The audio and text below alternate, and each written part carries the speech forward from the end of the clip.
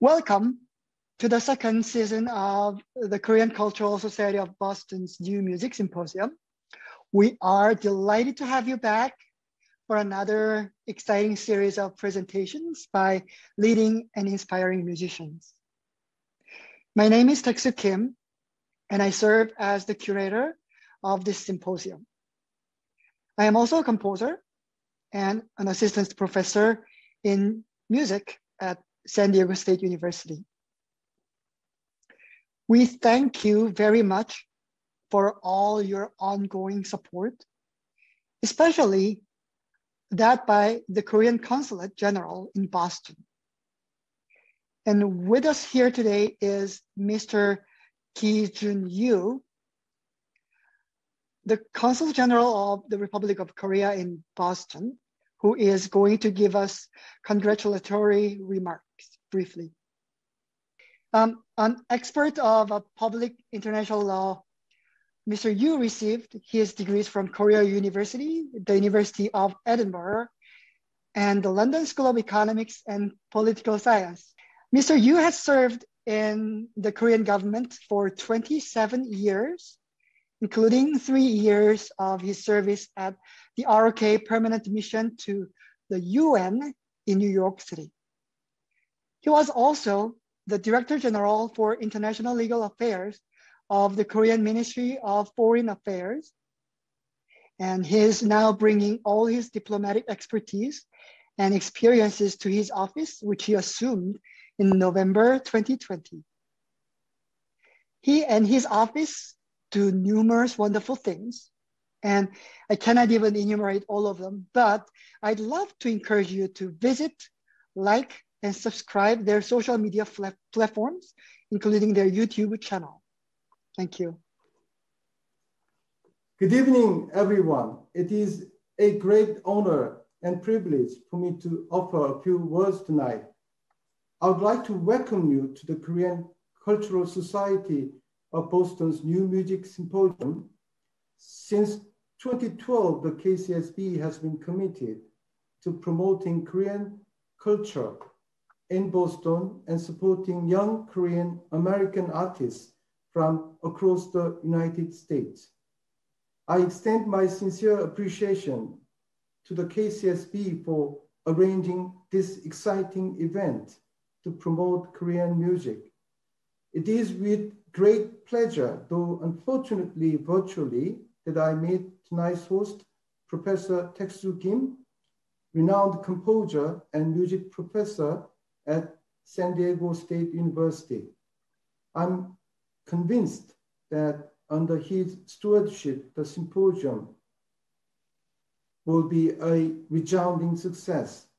The 4 sessions this month will introduce you to some contemporary musicians who will explore the meeting of their musical worlds with Korean traditional music, known in Korean as guggeok, Jen Shyu, Ga-min, Ji-young Kim, and Jinnie Kim. When I was asked to make some remarks for this event, I wondered what the expression new music actually meant.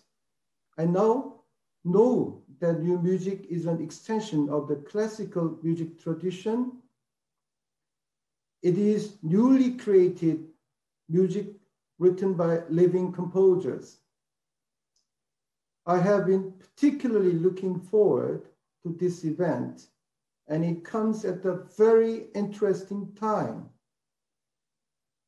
To many people around the world, K-pop has become almost synonymous with the Korean music, but in fact, Korean music is much more diverse. One of the most fascinating musical genres that is growing in popularity in Korea and elsewhere has deep roots in guggeok, Korea's traditional music. The intersection of classical music and guggeok can take a number of different forms. classical pieces can be arranged and played with kugak instruments, or conversely, kugak musical pieces can be arranged and played with classical music instruments. Alternatively, existing kugak or classical pieces or contemporary musical pieces can be played with both kugak and classical instruments at the same time. It is encouraging to see this trend of Western music being infused with Korean traditional musical elements and together creating entirely new harmonies.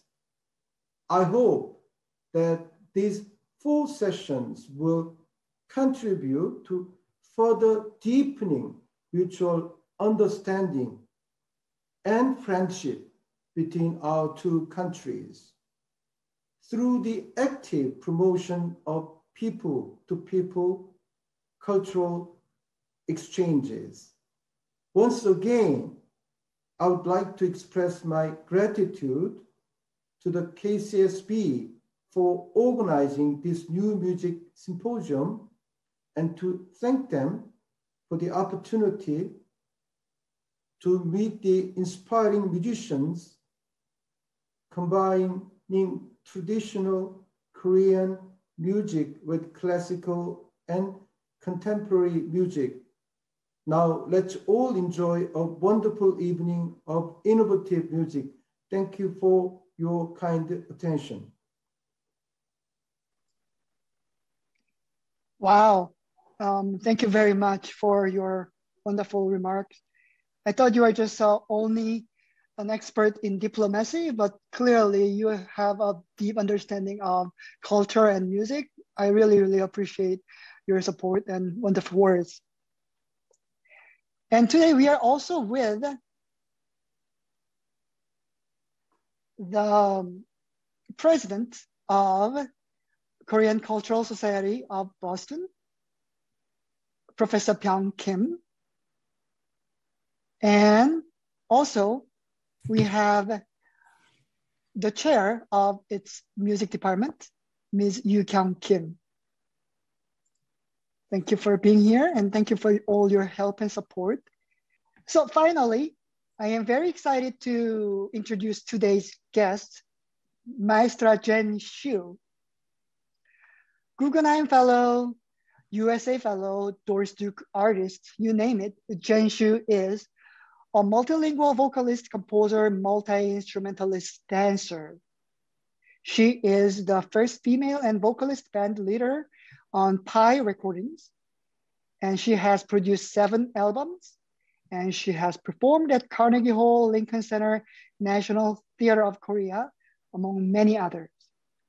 And again, she is a Fulbright scholar speaking not 2, 3, skipping 10 languages. And right before the pandemic, she was touring her solo show, Zero Grasses, commissioned by a renowned composer, improviser, John Zorn. And she was giving free workshops in schools and for families across 50 states, which is now on Patreon. And she is a co-founder with her colleague, Sarah Serpa, of Mutual Mentorship for Musicians to empower and elevate underrepresented musicians around the world. Today, she is going to share her love for Korean traditional music, as known as kugak, and we'll talk about her artistic creations she has made over the years and traveling back and forth to Korea studying pansori, gayageum, and Donghaean Persian East Coast shaman music. During the presentation, please feel free to leave any comments and questions on the Zoom chat or on Facebook, which we will deliver to Ms. Jen Shyu. Now, we are so excited.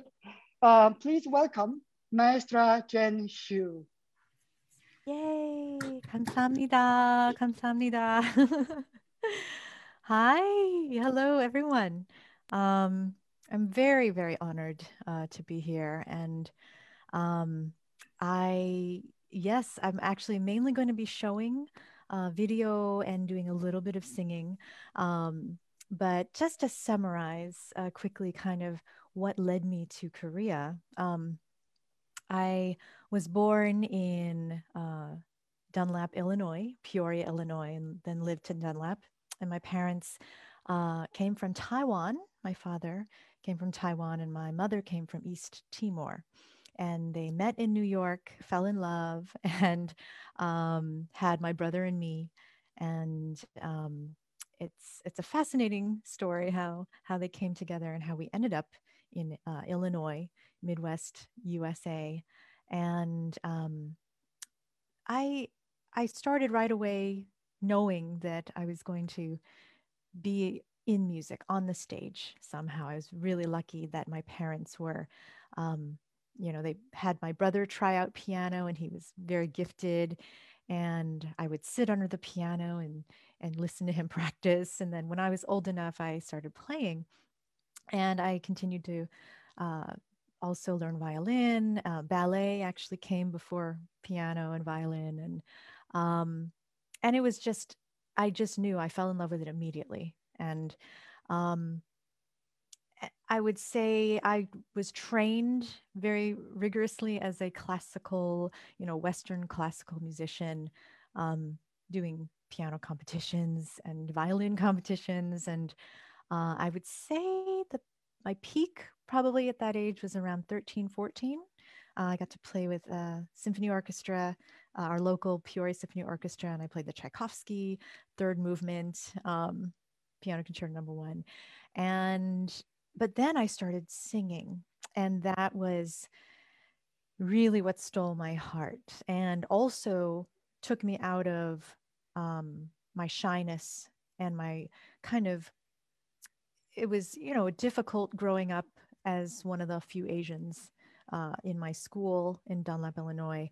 A lot of, I learned at a very early age what racism was, and how to assimilate. I was trying to assimilate to try and, uh, just not be made fun of. And so I, kind of threw myself into music because in um, my ballet school and the orchestra, everyone accepted me and they didn't judge me.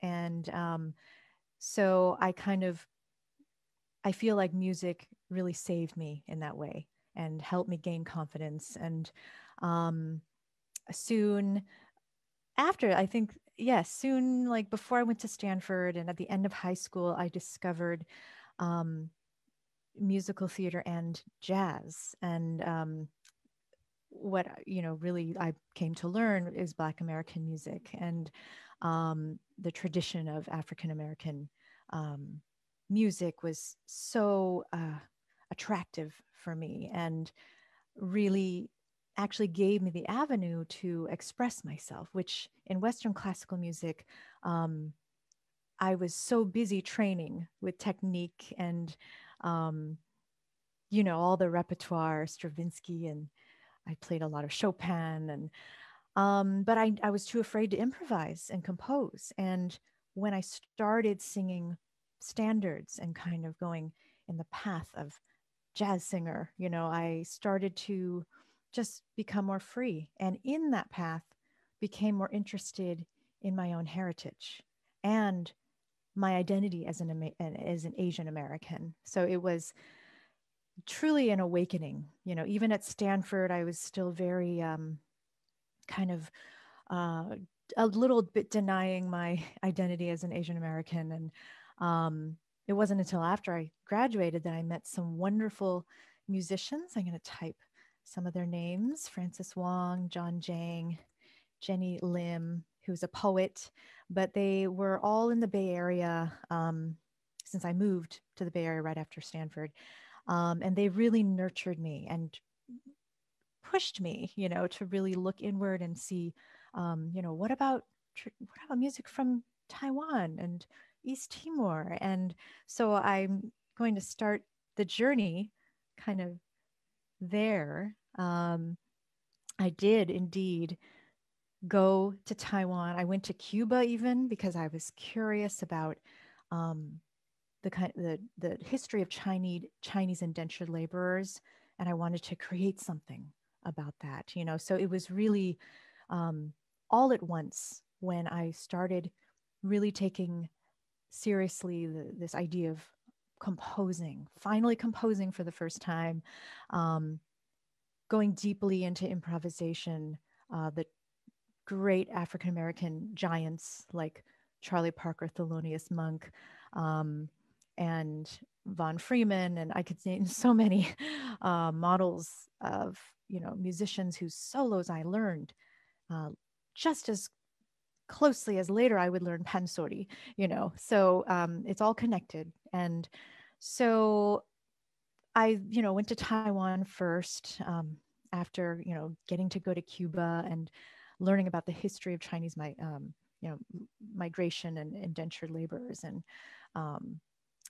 I learned so much in Taiwan. It was my first time doing field work before I even knew what field work was. This is a very old picture of a great folk singer from Taiwan named Chen Da. And so that was my first time trying to learn a tradition. And of course, it was from my dad's heritage. So I got to meet his family at the same time. And from there, I kind of took a long journey. And I kind of went after kind of trying to understand my parents' roots. So this is just a photo. I could only choose one photo for each journey. It was so hard. But this is just a beautiful photo from the first time I went to East Timor. I went 3 months for the first time in East Timor.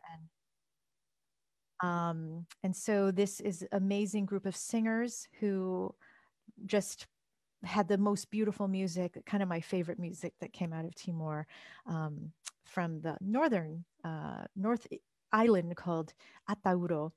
And so I just wanted to share that photo. And then I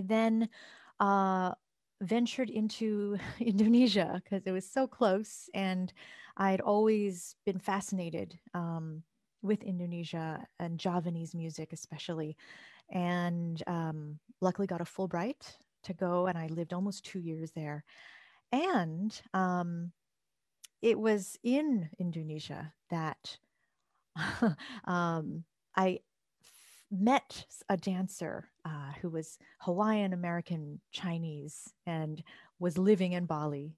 And even before then, I need to kind of back up, because in 2010, before I even went to Timor, I was encouraged by musician friends to watch the movie was it Sopyeonje, as well as Chunhyanga.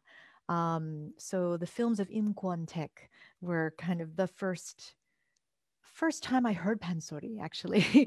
And so it was actually my jazz musician friends who said, you would love this music and this kind of singing. And so of course I fell in love, and that was the seed planted.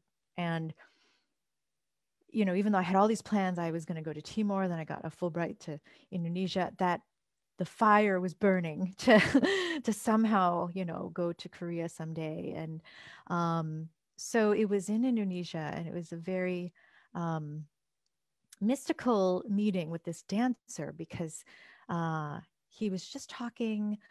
He was the student of my dance teacher's late husband.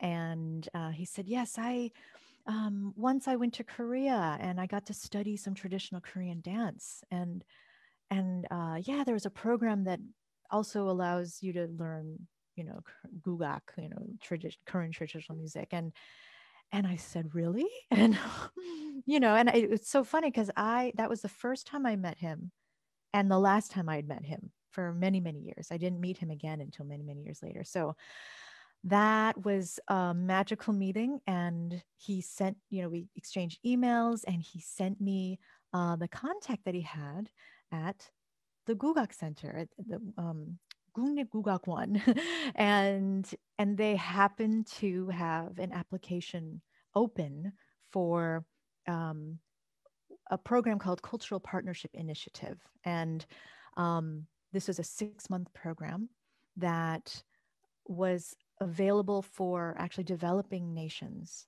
And of course, that didn't count America or Japan or, very developed nations. It was more for Southeast Asia, Russia, where else was included? Of course, Africa and Eastern Europe. So, but because I was still in Indonesia and I was really just hanging out, wanting to learn more, not ready to go back to the US, they, I bothered them and said, I really need to learn pansori. and eventually, the contact there just said, she really is passionate. She has a track record of, already is composing, and she'll do something useful, and she's bound to spread Korean culture, back in the US. So they accepted me, and I got to spend 6 months as my first time in Korea. And I found this beautiful teacher on the left here in the picture is Kwon Song-yi, who became a very, very dear friend. And just talking about the links, the name of my talk is called Life Has No Boundaries. And that is a line, actually a line of poetry, which you'll hear at the very end by a Taiwanese poet who helped guide me to the kind of tradition on the moon lute that you saw in that first picture. So he wrote that line, and that's such a beautiful theme because this teacher, Kwon Song-yi, I met through my good friend in Indonesia because they did a program together in the US. And so all the links, so then Ha Kyung-mi was the lovely lady on the right, and she was my gayageum teacher I met through the CPI program, through the Gugak Center. And so I just wanted to, feature them as we go forward. And of course, I also had a male pansori teacher. And once I got the hang of Sopyeonje, I was interested in Dongpyeonje, a very different style. And Baeildong, I got to meet. Also, I knew about Baeildong from the documentary Intangible Asset number 82, which featured, who is now a good friend, Simon Barker, the drummer, jazz drummer from Australia, directed by Emma Franz. And Baeildong was in it, in the film. So I saw the film first, and then I got to meet Baeildong. And of course, he was so generous and very philosophical.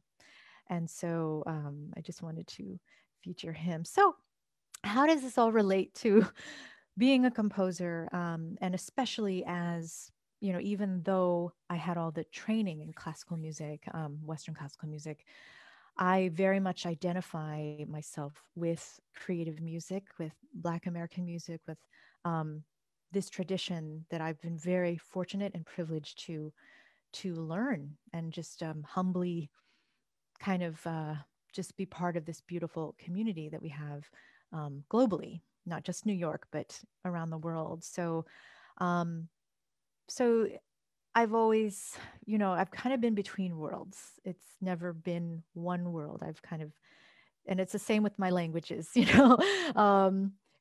I like to, again, live without boundaries in terms of, I don't like to limit my vision or my aspirations. So yeah, so I kind of want to invoke Bela Bartok because he's a composer I love. And it's so funny because when I started to go to Taiwan and I was starting to do my own field work, I got this book of essays by Bartok called, it was just called Essays actually. And in one of these essays, like in a very short paragraph, he said, how, like why folk music? And if you know Bartok's work, he was so avid and intense about transcribing and collecting these melodies from the mountains of Bulgaria, Transylvania, and whatnot. You know, he would go around with kodai and record on a wax cylinder, and probably before the term ethnomusicology existed. So, and then he would compose this completely revolutionary, innovative music. So how does that come about? And he, in the small paragraph, he said, well, one way to think about it is when you go and learn a traditional melody, you first absorb it, you learn it exactly, and you try to sing it exactly as you're taught.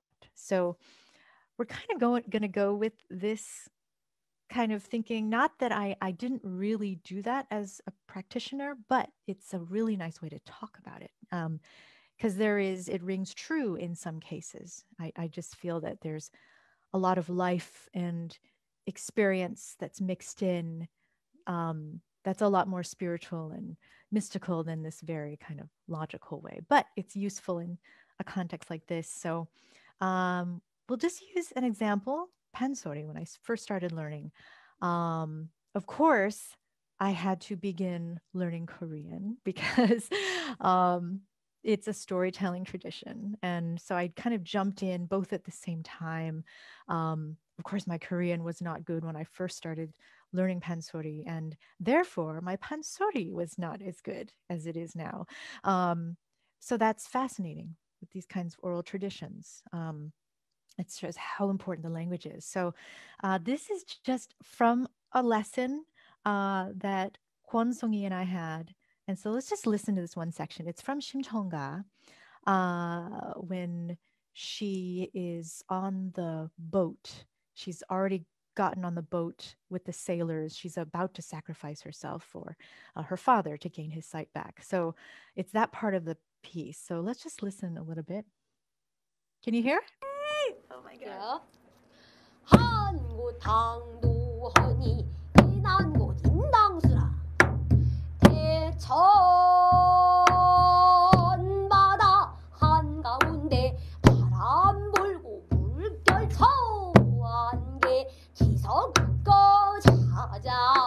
Yes, so beautiful. You can hear that, listen to her forever. But very special voice. And I really connected with Kwon Sung-hee also. I just wanted to add, because she is also a songwriter and creative musician. So both of us had a lot to learn from each other. Even though I was primarily learning pansori from her, I would take time as we became really close friends to just show her some stuff about improvisation. And so yes, very magical. And I would say I was definitely attracted to teachers like that and all the traditions that I have been able to learn. So here is the stage of internalizing, or basically it's like learning a language. You start with copying. It's like when you imitate your mother and father, right? When you start learning how to speak. So this is the level where I'm learning that language and trying my hardest to pronounce everything well, sing everything well. And this was after just 5 months of starting this whole journey. So learning Korean, learning pansori. So Kwon Sung-hee is playing soribuk, and this is our kind of final concert. So I'll do exactly that section. And so let me start. So I'll fast forward. So 한고 당도. So this is of course in pansori there's the changdan, which is the long, short rhythm, the chants that the drum kind of rhythms that absolutely the singer must understand and be able to dialogue with the percussionist. And so this is in 5, you know. Yes, so here we go. See how we do. And now we start.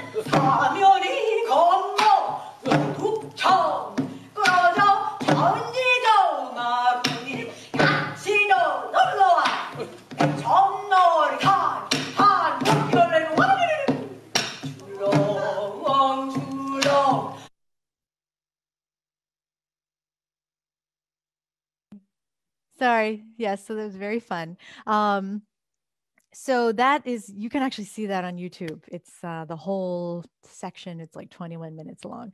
So, so exciting. And, you know, it's like when I was in Korea, I just like, even while I was at the gym or if I was running, I would just have her lessons in my headphones and just over and over. I would practice at the Gugai Center until 9 p.m. when it closed. And the guard would always like kick me out. But, such a joy. And so then, you know, well, what are the stages after that? Well, you could actually add like an accompaniment to the melody. You could also make the melody the foreground if you're arranging.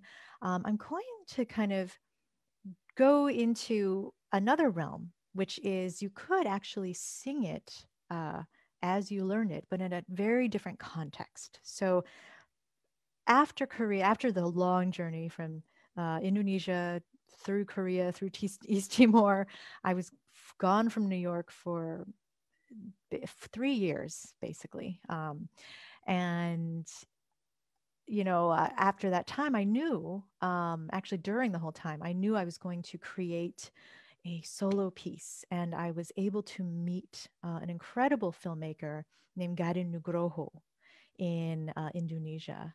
And he, you know, is a big star. He's like David Lynch in, he's like the David Lynch of Indonesia, independent, but very, very kind of celebrity filmmaker and just incredible artist. So I kind of want to share his name with you, Garin Nugroho. Um, and you can Google him and see his work. But so I asked him to direct my first solo piece, and I knew that part of it, a big part of it, was going to be related to my time in Korea. So it was a very personal, kind of autobiographical piece, a journey that included traditional songs that I learned, arrangements of them, and then my original music that just, uh, as Bartok says, the ultimate goal is to create your own work, but still has the essence of the tradition that inspired you. And what does that mean? That's so vague, right? So, you know, I kind of attempted to kind of experiment with what that could mean. So here's a picture of of the show that we created, just one of the stage pictures. You'll see I'm playing gayageum, and there's a red scarf over my face, and that is actually called the slendang, which is a Javanese cloth.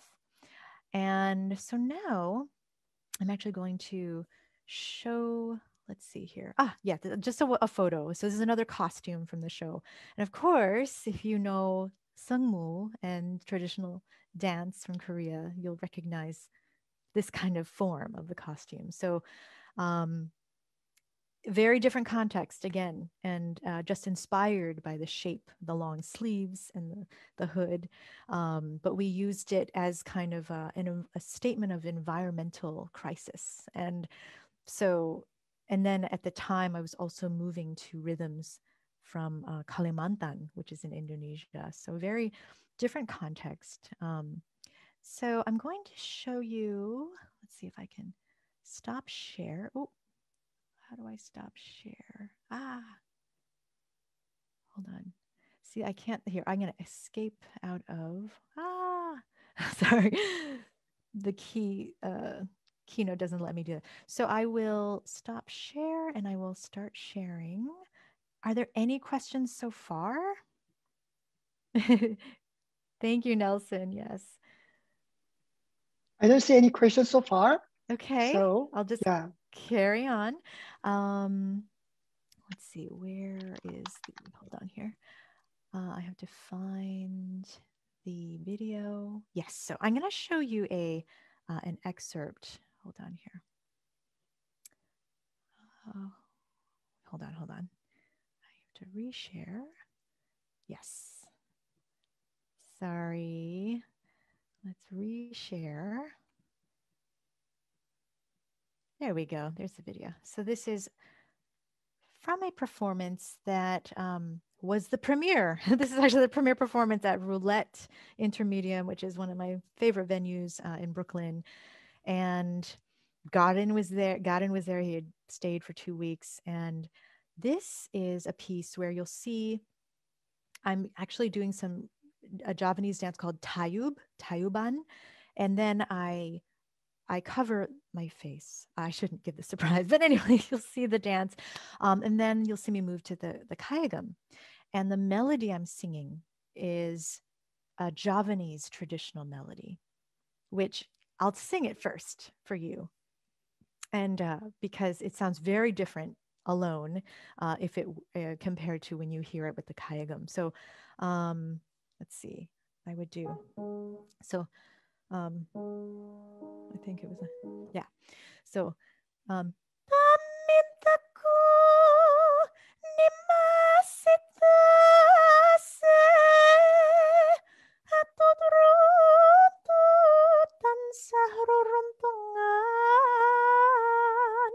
so I learned, while I was in Indonesia, I was studying Javanese singing called Sindenan as vigorously as I was with pansori. So it's the same process, just like learning a language, just imitating to the very, very timbre and vibrato of the voice of my teacher. So let's just start. Let's see if it'll play. Here we go. Can you hear?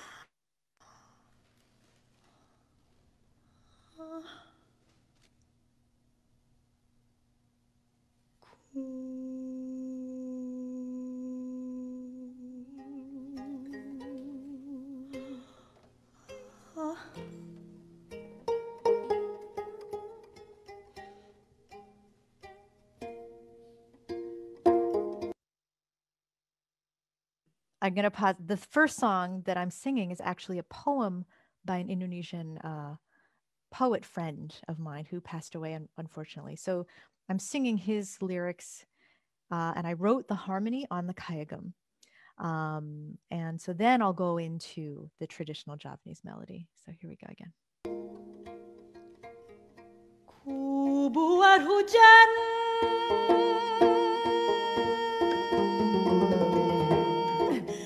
dari keringatku,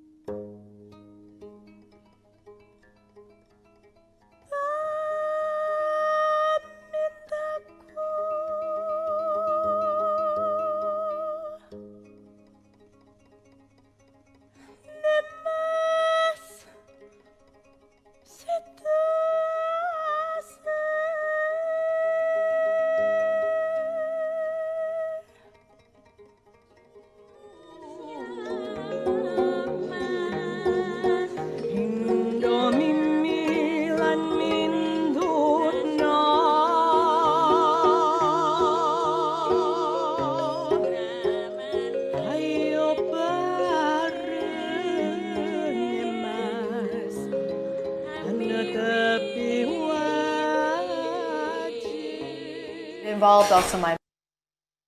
Yes, so I'm going to skip ahead a little bit. A beautiful. To binari. So, so as you saw, I was using the gayageum also in a very different way, like using the bridge in a very percussive way.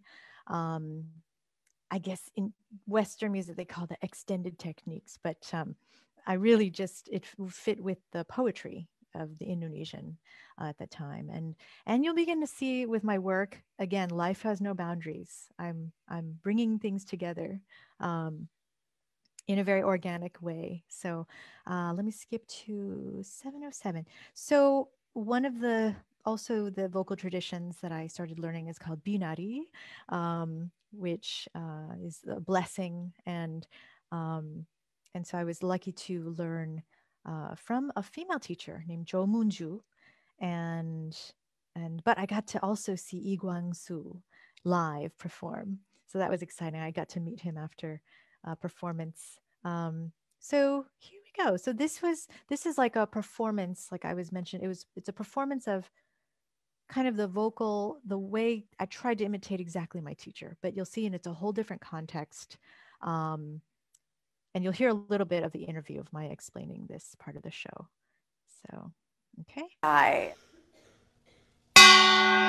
자유는 사바 세계라 소문나 북조로다 해동은 대한민국 각대각 가정에 몽중살 없을 소냐 몽중살 불고 가자. That fan really is used in pansori, but you know, we were like putting it through the curtain, which also in itself was a reference to, you know, traditional theater and also Balinese theater where they had the dancer come out of the curtain and they go behind and change character and they come out again, you know. So that itself was, you know, a reference.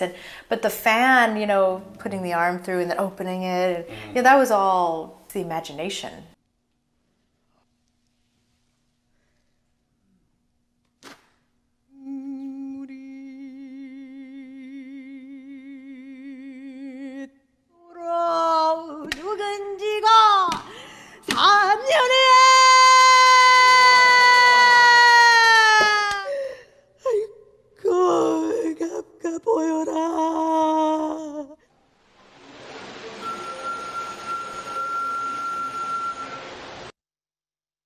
So yeah, I was answering a question. So I forgot to mention the name of this show that we're kind of looking at excerpts. It's called Solo Writes 7 Breaths. So this was my first theatrical, like long form solo piece. Before I was just doing gigs, music, you know, but especially being in Korea, seeing a lot of theater in Korea, also in Indonesia, and I just wanted to broaden, you know, I didn't want to just play music. I wanted to act and play different characters. So yeah, so this is my first attempt kind of at doing that. And so I'm going to, and oh, someone asked about gayageum. Hold on here. I have to get out of full screen. Sorry. I'm going to switch to this video. So let's see, I want to answer the question about gayageum. You know, I fell in love with gayageum when I was learning pansori, and I actually, they gave us a choice at the Gugak Center. They have a 2-week international workshop, which is amazing, which I think is on hold because of the pandemic, but I think it's still scheduled for October. But I encourage any of the, you know, foreigners watching to apply for this program. I've helped many friends get into this program, and it's 2 weeks only, but it's an intensive course in kind of going through many traditions of study. Like they invite many different lecturers and practitioners to talk about gyeonggi minyo and pansori, and so they gave us a choice of gayageum or haegeum. So I chose gayageum, and so I just loved the sound. I loved, you know, I have a very good friend named Jocelyn Clark. I don't know if she's watching, but she's such a phenomenal musician, and I think she's famous in Korea. But she actually helped me, she helped introduce me to her gayageum maker.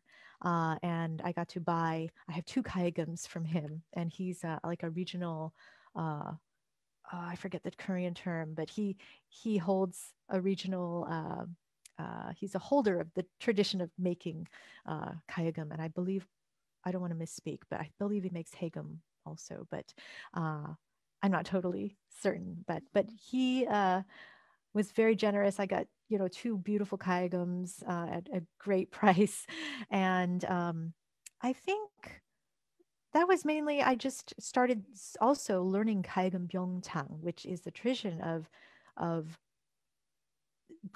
playing gayageum while singing. And of course, I'm always interested in any traditions that bind dance and song, or song and instrument. So, so yeah, that was, I thought that with that Javanese melody, it provided a beautiful, you know, I created harmonies that of course, we're not in the tuning at all of of Javanese gamelan, but I thought it would fit, and it had a much kind of sadder feel that fit the mood of that song, which I kind of dedicated to my poet friend who had passed away, my Javanese poet and puppeteer friend. So yeah, so I hope that explains that a little bit.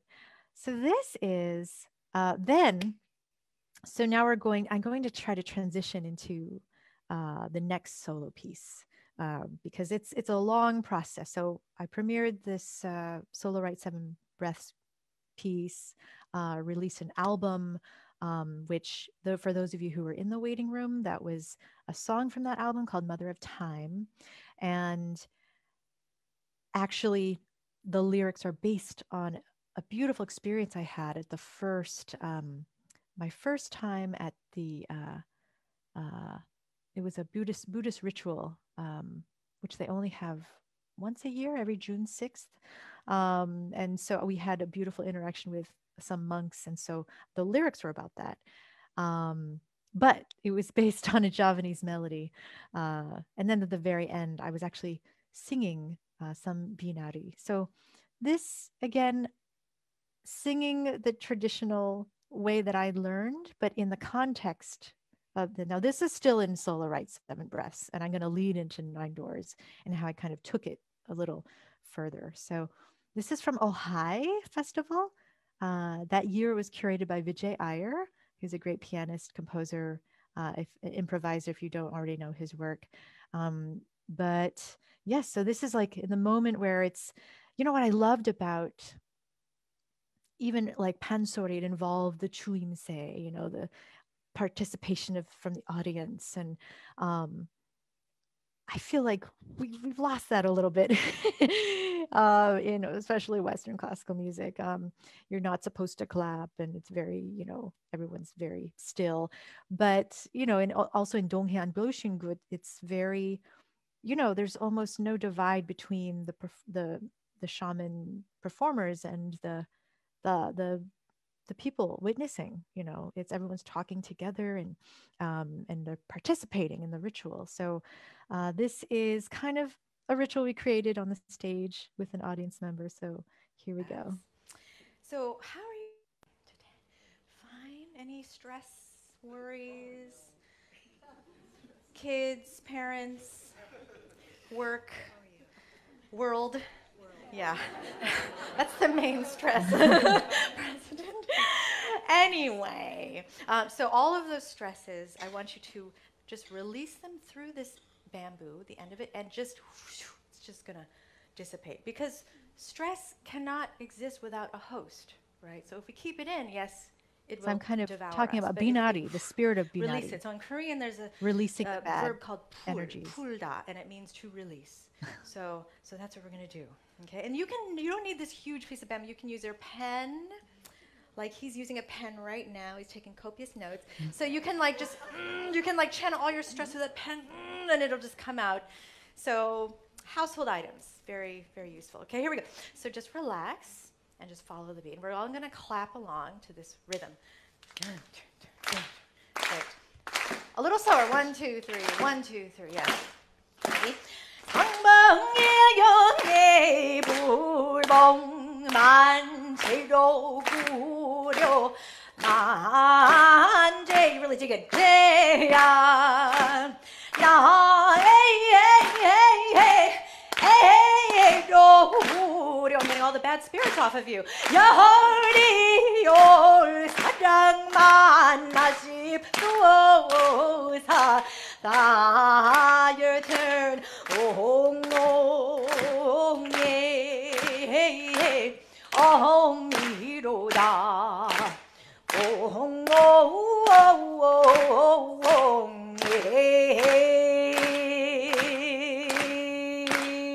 Thank you. You're so. 우원이 갑니다.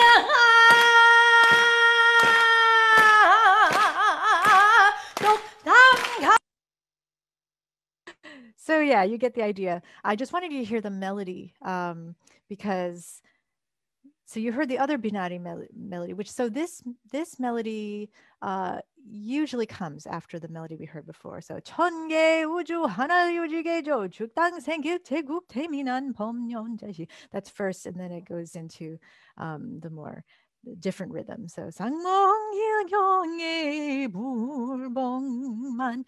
So let's see if I go out of the screen. 아론 갑니다. Okay. So now something also that, you know, probably someone who writes musicals is more apt to do this. So I'm very interested, being multilingual, in seeing how different languages can be translated, you know. So I do a lot of translating into English, because I want to kind of bring these ideas and bring these beautiful traditions and meanings behind lyrics to Western audience, to my, you know, the people I grew up around. So, so this is same rhythm, what we just heard. And I'm actually telling the story of Baridegi. So I'm sure many of you know the legend of Baridegi. And I'm not going to explain it because it's all in these lyrics. So I adapted that melody to tell this story. So I'm just going to sing it right now. In the show, I actually use, I think I use the Timorese gong, which is right here. So this is my Timorese gong that I bought from an elder in the mountains. So actually, I can play it. All right, so let's see if you can hear. So, a queen gave birth to 6 daughters, but not yet one son. The king wished his 7th to be a son. Oh, what to do when Baridegi was born a girl? So the king lay Baridegi in a jade boat and set her off floating down the river. Wearing the sign abandoned princess, an elderly couple discovered her and raised her deep in the mountains till she was 15. Then one day the king fell ill and had a mysterious dream that the only cure was holy water brought to him by Baridegi. Holy water from the world of the dead. When the king woke, he ordered his men to find his daughter. And when they found her deep in the mountains, they begged her, would you please save your sick father, the self-same king who left you for dead? Will you risk your life for his? 나무댁 가중 나무댁 동중이러니 저러니 할지라도 Yes, I will go. 이댁 가중 드시거들랑 Is this blind filial piety? 우리나 밝읍시고요. Selfless love, forgiveness, magnanimity, 무리나 말가. So that's an example of how I kind of translated into English, but I kind of retain the spirit of the traditional way of singing. And so, yes, later, I want to then, I'm going to sing a little, so I'm going to play a piece, but before I do that, there's this whole other, I want to finish the Baridegi story. So if you remember the 천개 우주 하나를 요지게 해줘 죽당 생길, it's the other rhythm, the first rhythm in Binari. So same thing, I won't do the whole thing, but you'll get the idea. So this is totally different rhythm. So Baridegi dove into the world of the dead, where the king there claimed that she could bring back the holy water to her father if she labored 9 long years. 3 years collecting firewood, 3 years of carrying water, 3 years making fire, and only then could she earn the holy water.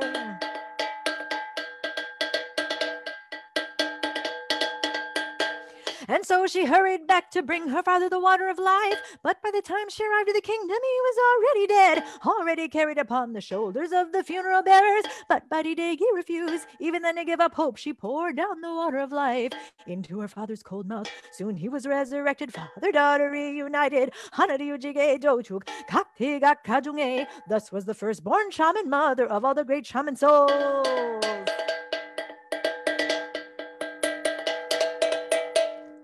Anyway, so that is kind of what happens in the show. Of course, there's staging and lighting and everything.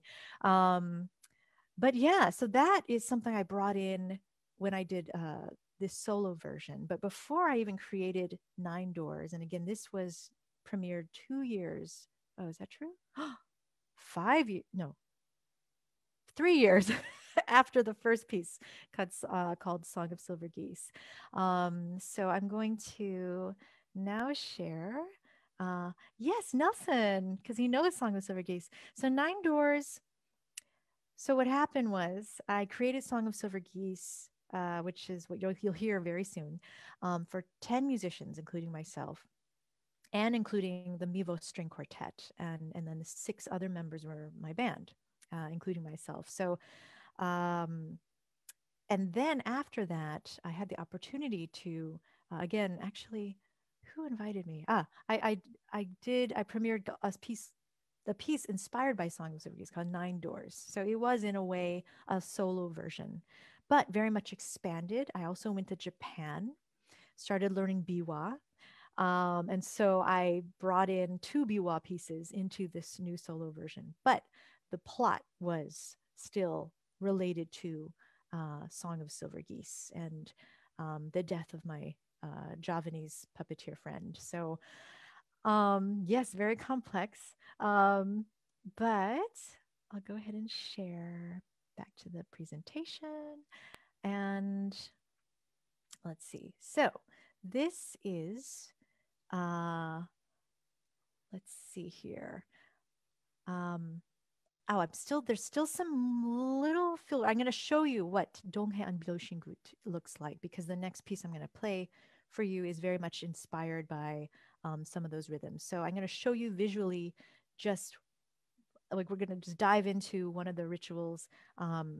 And again, Simon Barker, the drummer, introduced me to this beautiful family, and they are descendants of Kim Sok-chul, the late master drummer, shaman, musician. So I'm just going to jump in and play. And this is at 4:30. So much good field work. My Patreons have seen this whole video.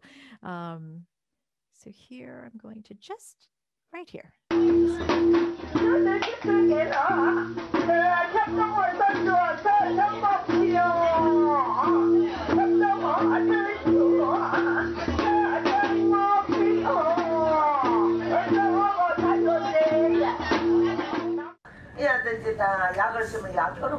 So this is my teacher's.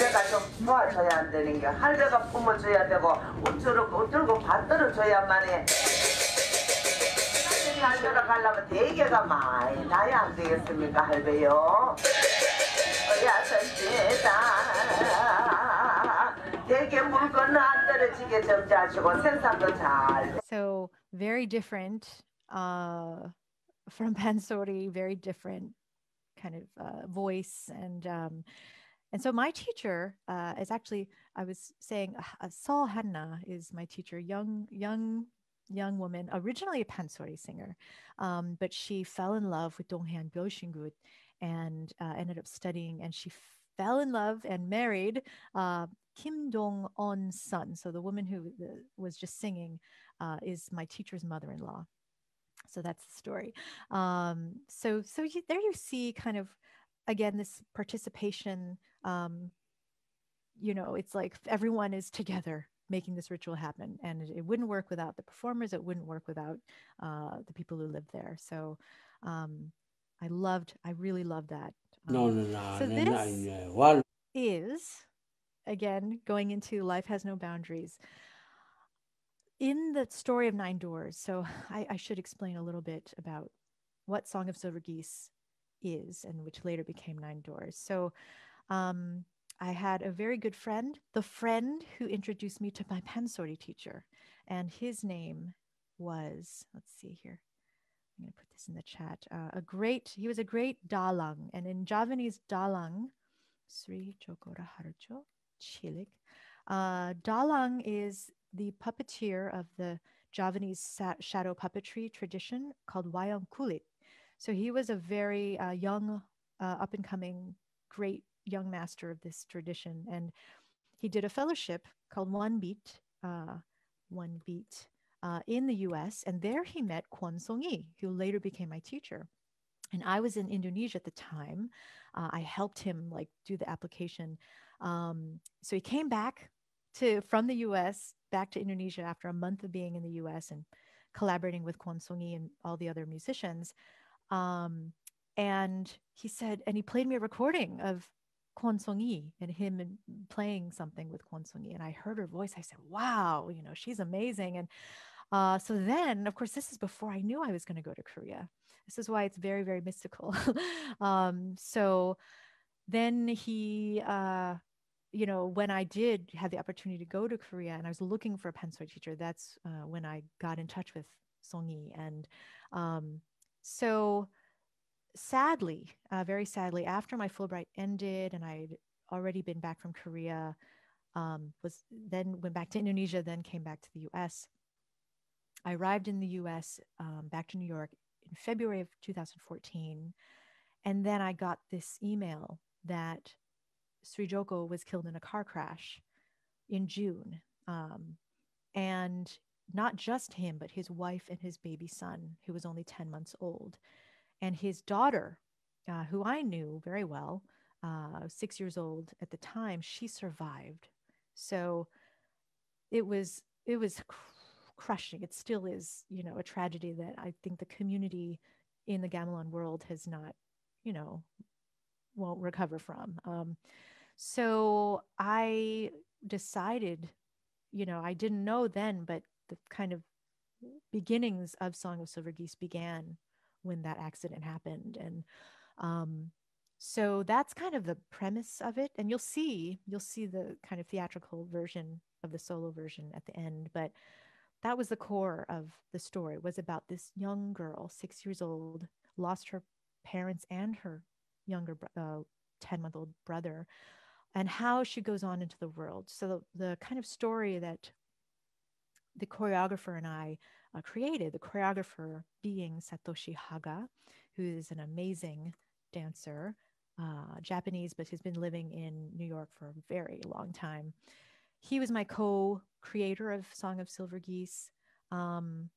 We premiered it in 2016, and we had many stories going. So it was not only this car accident that was kind of the catalyst at the beginning, but the story of Baridegi, because this young girl, we imagine that, she's in the car, her family has perished, and she actually is in there for many minutes before police come. And this is true. This is just from what friends of friends had told me. So, so she was there. So we imagine in this story, like, what if time stopped and she was guided by these woman warriors, Baridegi being one. Another legend that I was very interested in is from the Wehali Kingdom. And the Wehali Kingdom is before Timor was split into East and West Timor, it was just Timor. And so, and the Wehali Kingdom it was a huge region on the southern part of Timor. So there's a legend called, they call Ati Batik, the legend of Ati Batik. She also has the name Ho'ar Nahat Samane, Nahat Samane, and that Ho'ar Nahat Samane Oan. So her name in Tetun Wehali, in the language, actually means is like a man, because in the legend, she actually dresses like a man to save her brothers who have become slaves of a rival king, because they lost in gambling via cockfighting. So very, very, very old story. And so I had read about this book, before I even went to Timor. I had this book that had this story transcribed. So I had been sitting with this story for so long. And this was kind of, okay, I somehow want to tie this together. So Nala, the young daughter of my friend, she meets Ati Batik. Ati Batik, tells her very strong story. It's very abstract. Then she meets Baridegi, who has this incredible story, strangely enough, very parallel. Baridegi, as many of you might know, she was the seventh daughter of, she had six sisters. She was the seventh daughter. She was supposed to be a boy, but she was a girl, which is why she was abandoned. On the other hand, Ati Batik was the seventh daughter also, but had six older brothers. And they both go on these great, treacherous journeys to save, Baridegi saves her father. In some versions of the story, saves both her parents, but the version I chose was her father. Ati Batik, from the Wehali tradition, saves her six brothers. And so they are these incredible women. So it's a very feminist story. And so that this is their guiding Nala. And so kind of the way the story goes is Baridegi, of course, she is in the underground for 9 years and finally gets the magic elixir, brings it back to her father, who's already dead, and he is resurrected. So in our story, we imagine that Baridegi gives this to Nala, and Nala, at the end of the show, she is just offering this to her parents, her family who has died, and that's when the show ends. So that's kind of our very abstract narrative. So I had to explain that to explain this story, this tradition. So I'm just going to play this. This is the actual. It's this great orator's telling of the story, and he is named Petrus Tahunahak. I got to stay with a family very near his house, and he was known as Makoan of this region, cutter of words.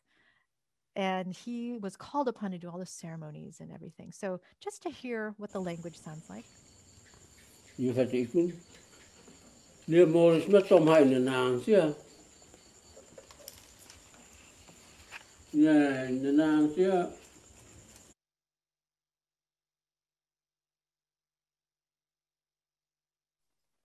You're muted. Sorry. Sorry. So you'll hear there's not a set rhythm, but they tend to repeat. Sometimes they repeat 2 lines at a time.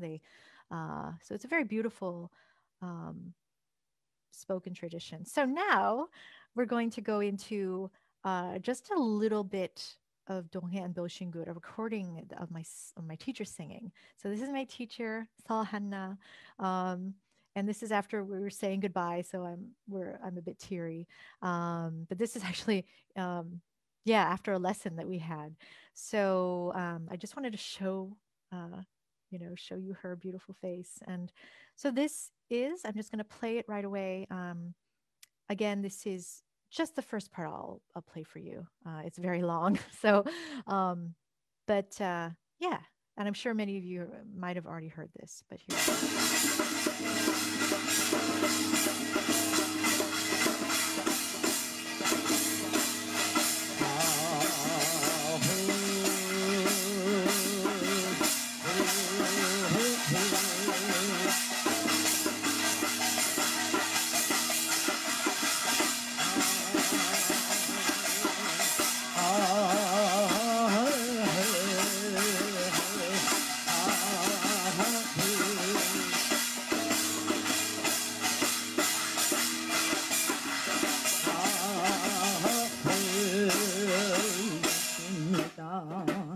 모십니다. 볼을 매김네 모십니다.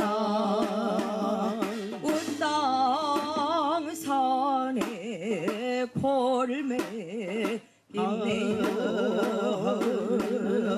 아래 땅산 서왕님네 양땅에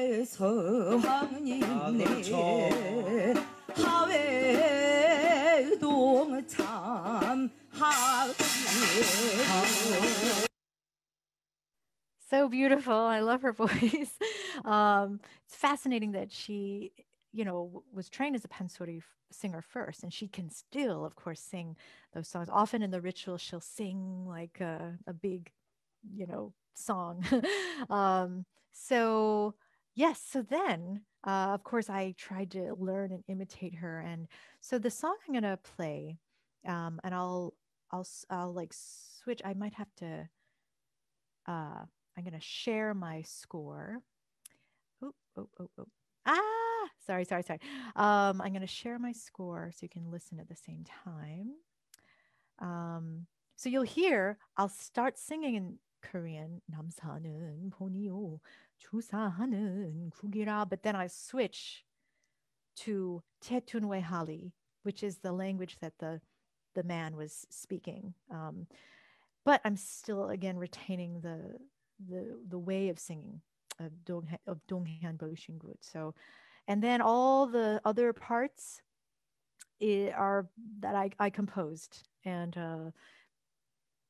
long process for explaining that. But it was inspired. The notes were all inspired by the actually the Wehali story of me just recording myself 4 times this story. So all the notes are, all the pitch material is actually from that. So great. So I will share this score, and I'm looking at the time. Don't worry, I have the eye on the time. So here we go. And great. So can you see this? The notes? Okay. So I'm going to quickly, I hope this works. I'm going to play this. I'm just going to play it. Tell me if it works.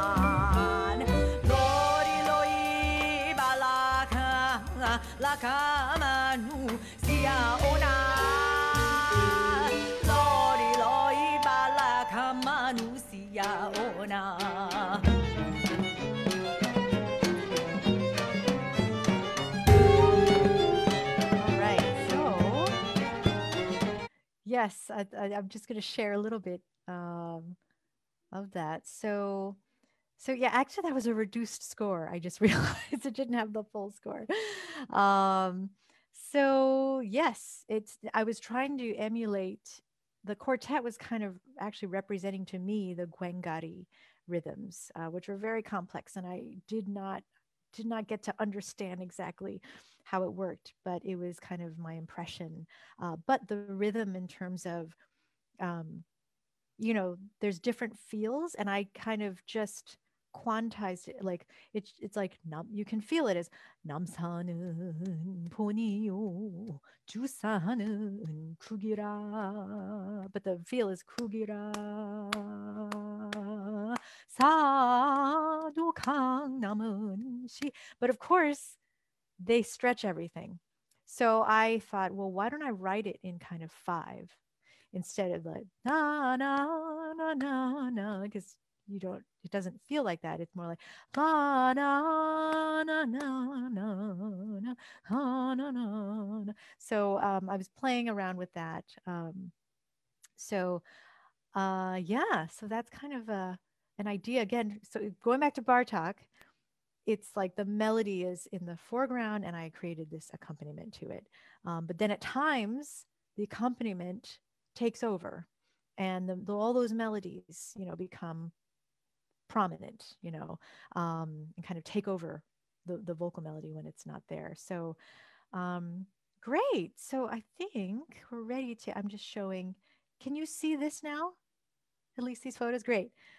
Great. So just showing you, actually I can just show you. This was when I made it into a solo piece, I got to play in the National Theater of Korea, and Won Il, a wonderful composer, everything, musician, gugak musician and visionary, he invited me to perform. So I invited my very dear friend Cha Sung-min on taegum and Simon Barker on drums. And then, so we did a trio version of it. And this is after the performance, all my dear friends, the very late, the ones who stayed late. So now I'm just gonna play, it's about a 7-minute excerpt of Nine Doors. You can see the very last song, this one called Contemplation, is kind of what I'm trying to show or display, kind of what Bartok was talking about. So, you immerse yourself in all these traditions and then you create something that has the essence of it, but is your own creation. So this is my attempt. I have many other examples, but I thought this would be kind of the most cohesive. So yes, so you'll see at the very beginning, biwa. You'll see the soribuk. I'm wearing it in a very different way, not traditional way. And you'll see I'm actually playing pansori changdan, but I'm singing in English. And again, it's based on shimchonga. So same idea that I did with the binari, using English, but with the way of singing binari, I'm doing the same with pansori. So, and then you'll see what I do with the gayageum. And if you remember, it will make sense if you remember the story of Sri Joko, who passed away.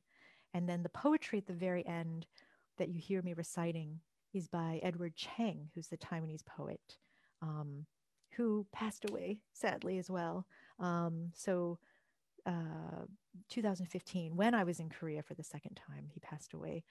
But his poetry is so beautiful, and his daughter translated it into English. So, okay, here we go.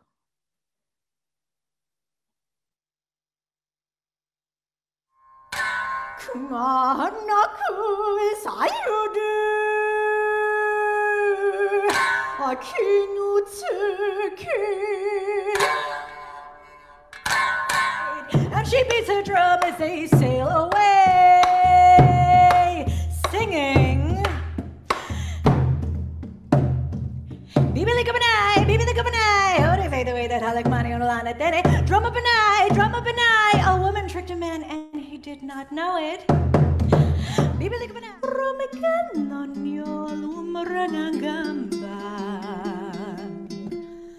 Loto item malatse.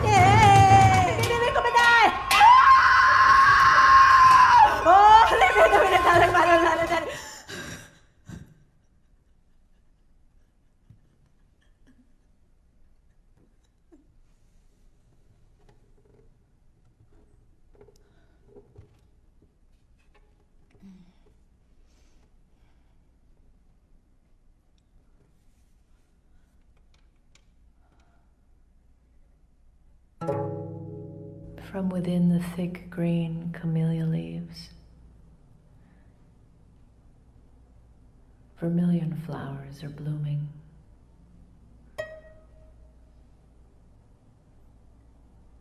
Unexpectedly, I saw a tall white egret lifting its long neck, crossing with thin steps. Lightly and elegantly, it walked toward its own slender shadow.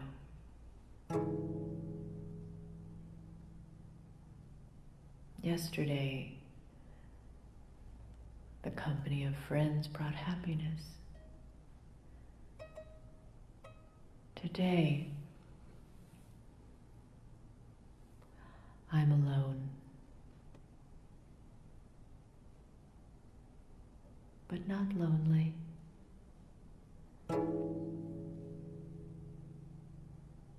I look toward the sky the egret flew into.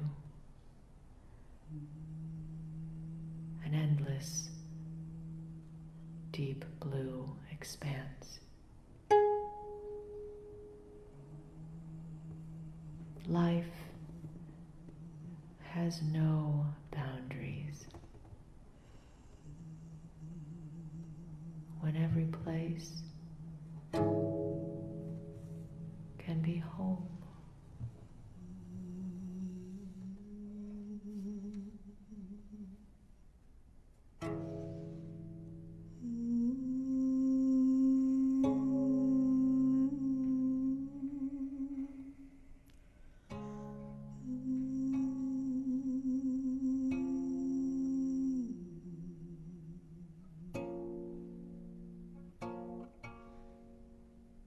Yesterday,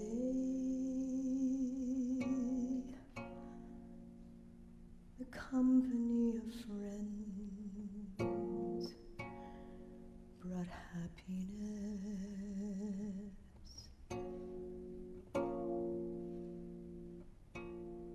Today I am alone, but not lonely.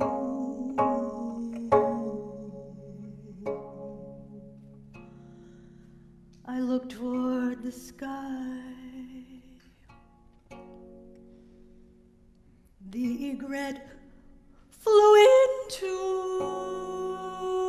an endless, deep blue expanse.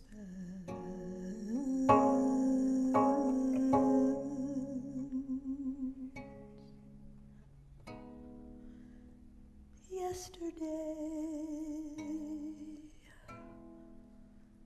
brought happiness.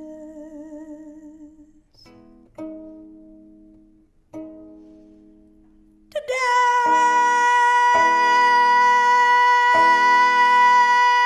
I am alone, but not lonely.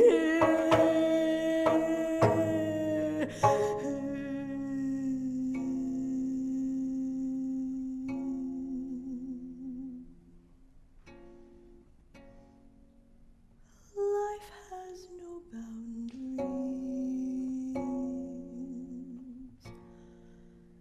When every place can be home. Life has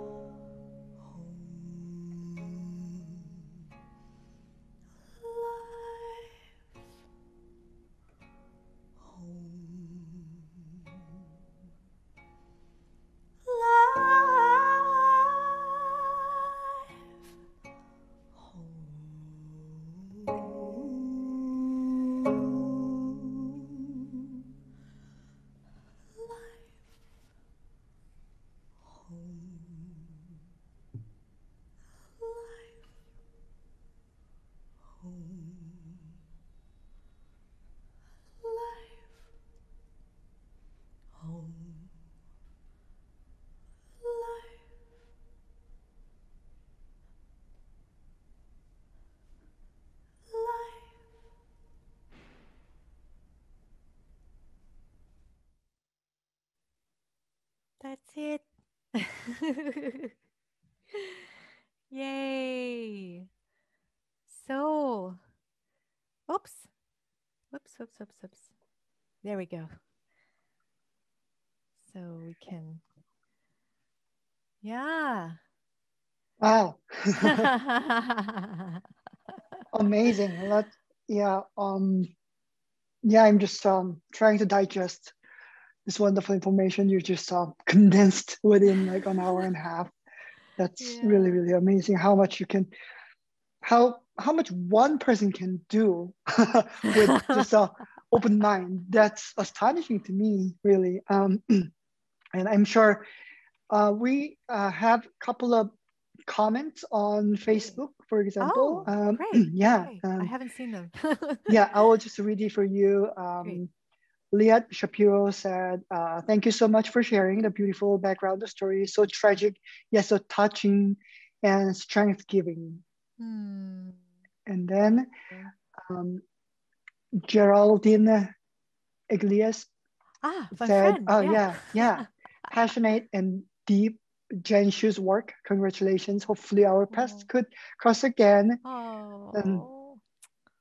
And also Yunji Lee, who was one of the guests last season. She said, so good to see you and great to learn more about your music. I would also love to hear about your future projects. Oh, yes.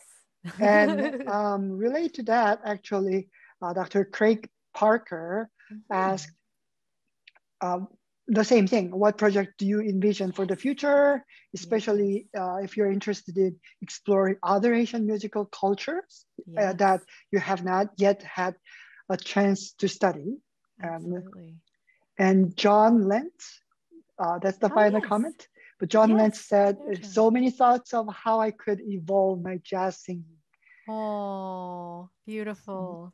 Yeah. Yeah. Wow. Well, I can share a link of my next, actually, I just yesterday, there's my next album is going to be released April 2nd.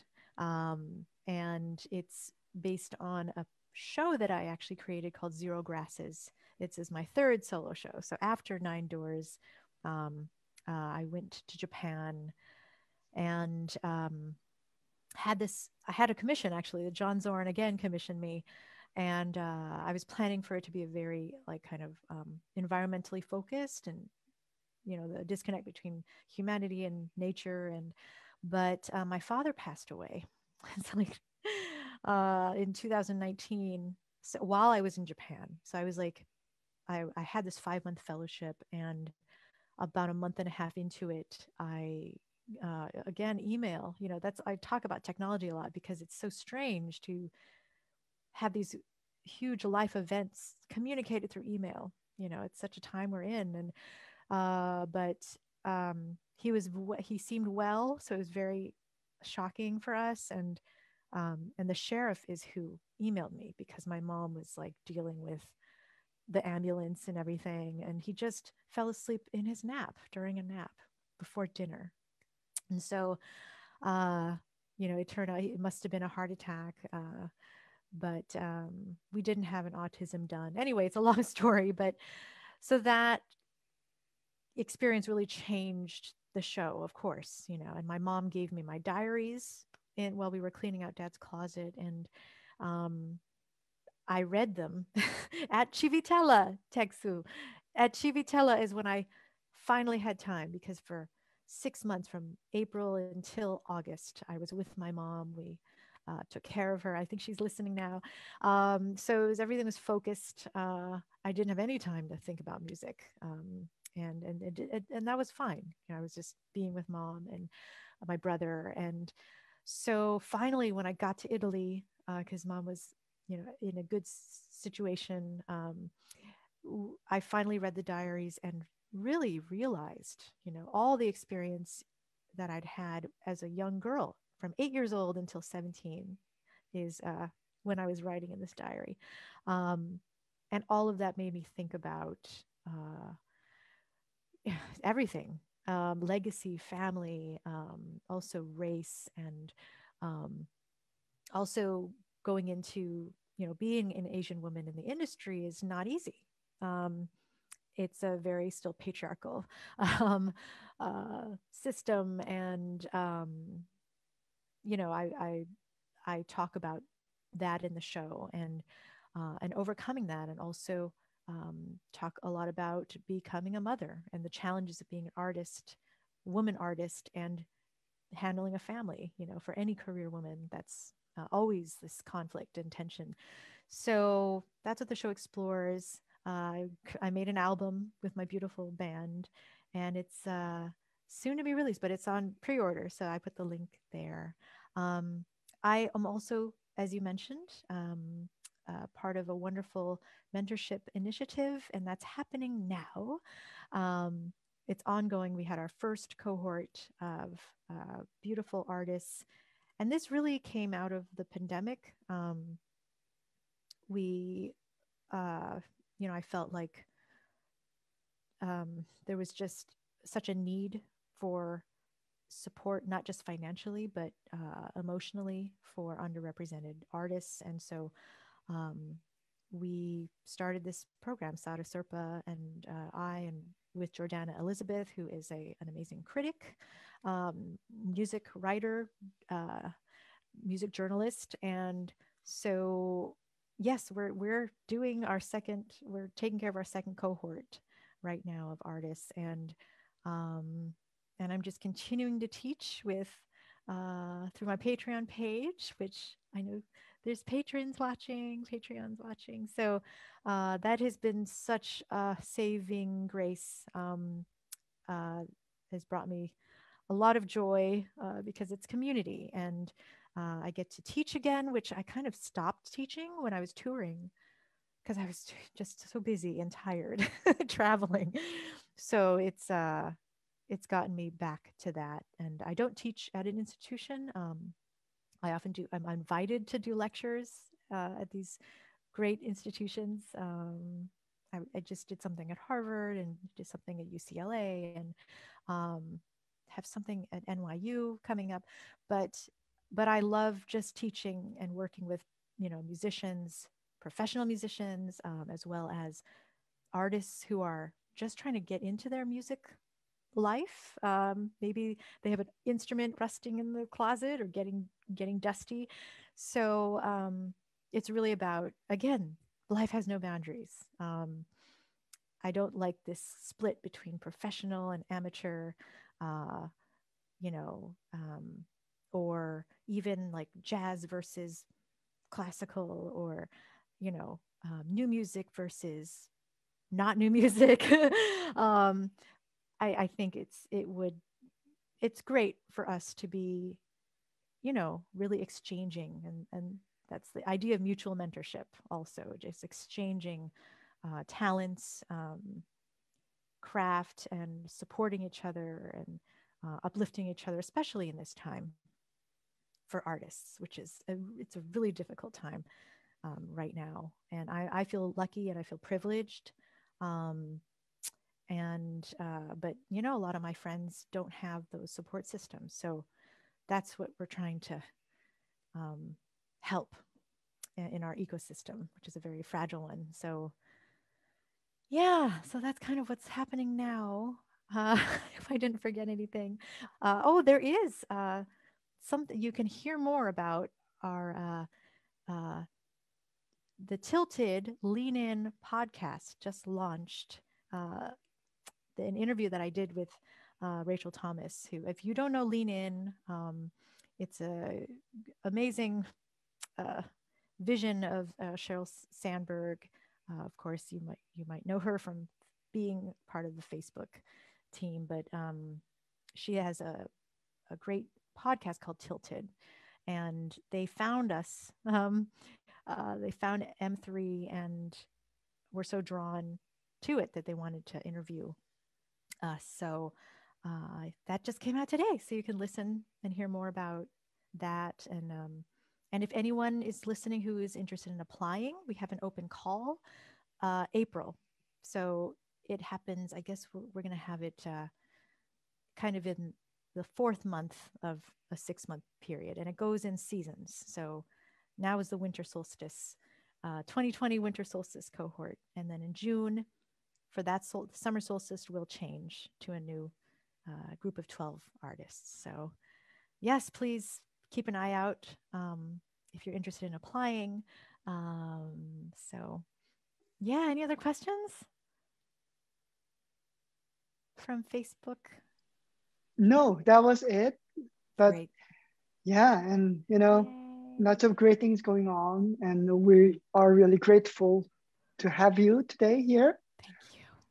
Yeah, and Thank you. yeah, we will definitely keep our eyes on the amazing things you are creating from now on, for sure. Thank you. And yeah, because it's 8:40 Yes. at this point, so I will wrap up. So next week we will have another amazing. We all only have amazing guests. So the next week we will have a Korean traditional piri player, Gamin, yeah, who is also doing a lot of contemporary music at the same time. So please join us next week. And yeah, you may stay here, but we will end the Facebook